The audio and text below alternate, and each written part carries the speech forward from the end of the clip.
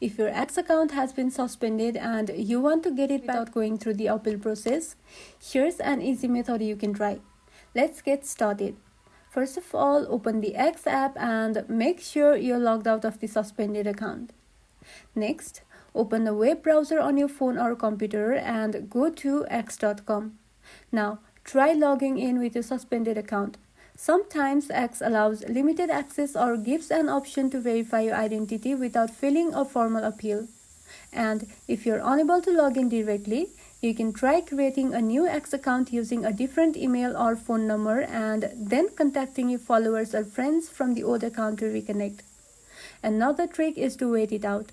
Some suspensions are temporary and automatically lift after a certain period, especially if there were minor violations.